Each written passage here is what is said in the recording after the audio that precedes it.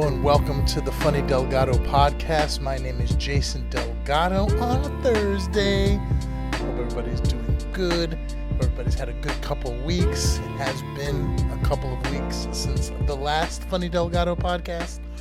But been on the road, doing the comedy, doing the things, doing the shows, trying to be funny, trying to get out there in the world. That's just been taking up so much of my time. But I wanted to sit, chill, now that I got a Thursday off, just hanging out at home, to just go over some of the stuff that's been happening. I've been noticing a lot of nostalgia. It's been kind of creeping into the world, and I've been liking it. I've been enjoying it. Some of it is sad, but some of it is really good. And so I kind of wanted to break down some of the stuff, because a lot of these things that I've been enjoying out in the world have really been kind of, I don't know about remakes, but sort of just like rehashes of things from the past. Last week, towards the end of the pod, or 2 weeks ago, towards the end of the podcast, I talked about how amazing X-Men 97 was. And we were 8 episodes in. I have completed all 10 episodes, and it was incredible. So much fun. So amazing. Had the best time. The graphics.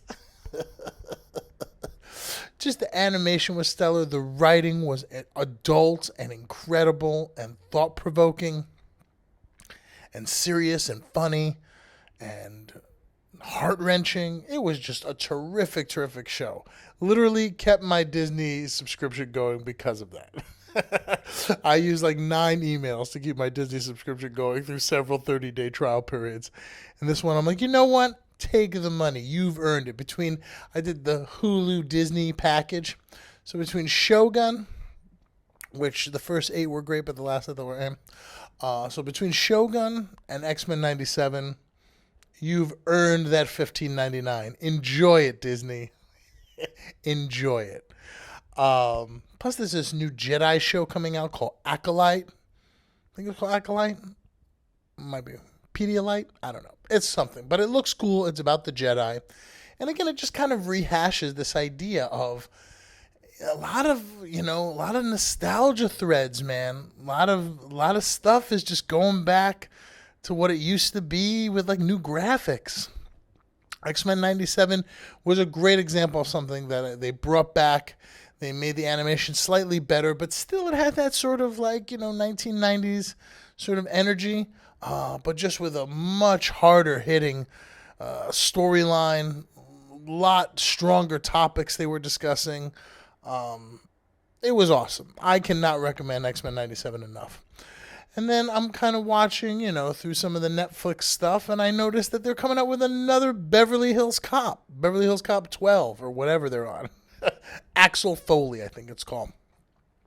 They even remade the Beverly Hills Cop theme, and they remade one of the songs that they used in Beverly Hills Cop, and then they re-brought back the cops that Axel Foley was with in Beverly Hills Cop. I mean, it is a lot of rehashing of old things. I am here for it. Like I said, I grew up in the 80s. Beverly Hills Cop's a big deal to me. And I want it to be great. There's a trepidation. I think it was the same thing with X-Men 97, where I wanted it to be great. I remember watching X-Men as a kid. Just the theme song. The X-Men theme song. Come on, let's go. And then Beverly Hills Cop, I think music is a huge proprietor of bringing back that nostalgic vibe. Because you see, even with Cobra Kai, they bring back the music. X-Men, the first credit when you're watching the show is the music credit. This Beverly Hills Cop trailer, bringing back the music.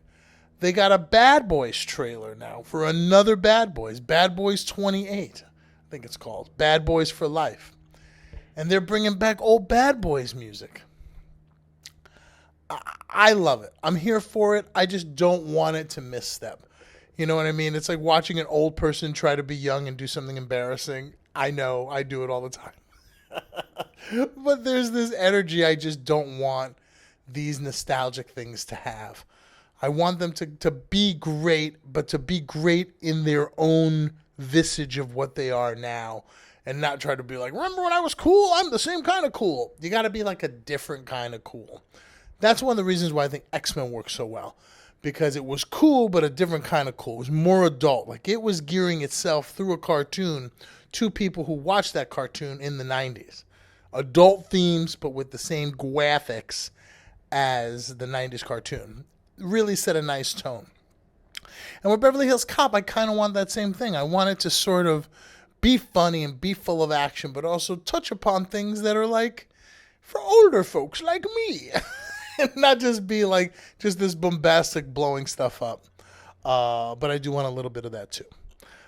Same thing with Bad Boys. I think Bad Boys is going to be a lot of fun, but I do want it to have that, do something a little bit with the story that allows me to connect with it, as opposed to you being an old man trying to connect with young people. Being like, hey, kids, I'm a kid too. Top Gun Maverick did a great job with this, where you have a story about this older guy coming back to teach younger guys, and he's going to show those young whippersnappers what an old man can do. Love it. And it still kind of had all the action-y bagoo that you need for a Top Gun movie. But with a storyline that sort of adapts itself to people who used to watch the original one and still want to kind of get in on this new one. They don't need to know what no cap means or these fresh terms. You don't have to like overstep or try to be cool for the young kids. Be your kind of cool, and then allow the kids to kind of get it, but also the adults to be like, hey, old people can be cool too. This is an old person's perspective. But this is what I want out of my nostalgia. You know what I mean? If you're going to bring it back, you might as well bring it back for the people who really wanted it, as much as for the people who are the new generation who you're hoping to acquire by remaking the stuff in the first place.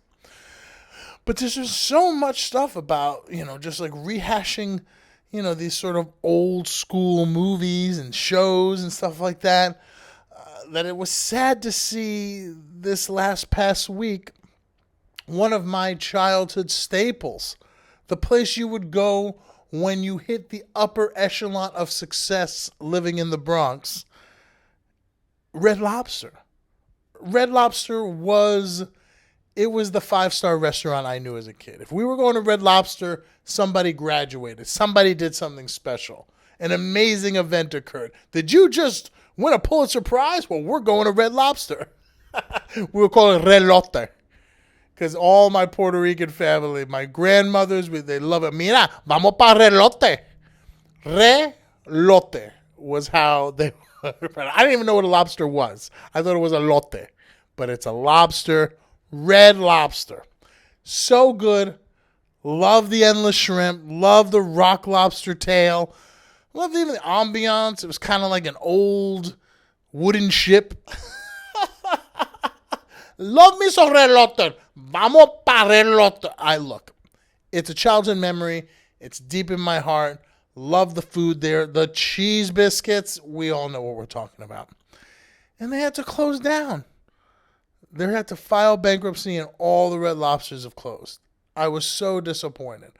I thought it was because they just gave away too much shrimp. I was like, why are you giving away all this food? You know you got to charge. Inflation. Come on, I spent $200 at the supermarket for one bag. I buy paper towels and a loaf of bread, and I got to give them a $100 bill. But they're giving away shrimp. They're like $9.99. Come in, eat shrimp till you're dead. And they're expected to stay in business. I don't know how they did it, but that is not what happened. Apparently, some evil corporate bagoo bought all the land that the Red Lobsters are on and started charging the Red Lobsters rent to rent the land on the restaurant they were on. Started overcharging them for greed and because they are evil corporations, and they wound up forcing these people to close, and so they had to file bankruptcy. They're saying that they're not closed forever, that they are going to come back. The return of Relote. But I will say that it is unlikely, and it is sad. And it's so funny because, dude, I'd have to go like 50 miles to get to a Red Lobster, depending on where I live. I'm in downtown Los Angeles, man. There's not a Red Lobster. There hasn't been a Red Lobster in my vicinity for almost 20 years. There used to be one down in Hollywood, maybe like 20 minutes away. But that was only like the first year I was here, and then they closed. But like in the Bronx where I grew up, or even in like, the Rockland County area where my parents were living, dude, there were Red Lobsters, real Red Lobsters you can go to one after another. and they're all closed, man. Jersey's Red Lobster closed. Very sad scene. A part of my childhood nostalgia went by the wayside because of greed, and that was disappointing to hear this week. But I'm hoping that they return, much like Axel Foley, Bad Boys, and X-Men. I hope that Red Lobster makes a triumphant return with even more endless shrimp and better rock lobsters. But for now, we have to wait and mourn the loss. But it made me want lobster. Dude, if I want to get a lobster right now, dude, only place I can afford is Red Lobster. Lobster's like $1 million. You'd have a Rolls Royce to get a lobster. Yeah, there's not even Sizzlers anymore. It's a tough game out here in LA to get cheap, good food. And that was the other thing. Red Lobster sort of represented the, like, as a kid, it was a 5-star Shea Red Lobsters. But as an adult, you're like, oh, it's a little pricey, but it's reasonable. It's not out of the realm of possibility to get a lobster and feel good about yourself. Now it is. Corporate greed. Ugh, what a shame. But again, we hope for a triumphant return. I hope that they come back stronger and more lobstery than ever before. And then I also read that they're making another Roadhouse 2, Electric Boogaloo. They're just rehashing, remaking, redoing. I'm kind of for it, but a part of me is like, not that everything needs to be new, but it does feel like it's a little bit of overkill. Like they really are just draining the well as much as they can for these sort of old, IPs or these old sort of properties where they gotta essentially just like, then I saw there was another Ghostbusters just came out on demand. Ghostbusters Frozen Empires. There's a bunch of old men fighting ghosts. I'm like, dude, let's just maybe start to freshen it up, man. Start to freshen up. We got AI now. Let AI take a crack at some of this. Maybe give us some new heroes to root for, new stories, new things that they'll be remaking in the year 3000. In the year 3000! Who knows? But I want something new, a little bit more fresh. But it is nice to know. They're remaking I Am Legend. Look, I'm beating a dead horse here. But in any case, nostalgia's back as if it ever went away. Except when it comes to endless shrimp. And that's a shame. Anyway, this has been a fun rant. I just wanted to kind of get on the horn, say hi to everybody, let you know the cool things that I've been thinking about, like shrimp and Bad Boy. And old men fighting ghosts.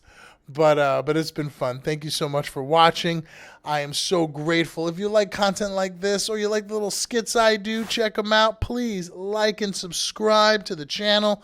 We always try to do little skits or little podcasts or little things just to kind of chit-chat, catch up, have fun, see each other, say hey.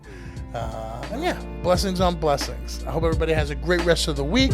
Happy Memorial Day coming up. I found out that I'm off today. Blessings. A Monday off. Golly. All the blessings. Anyway, have a great weekend, and we'll see you on the next one.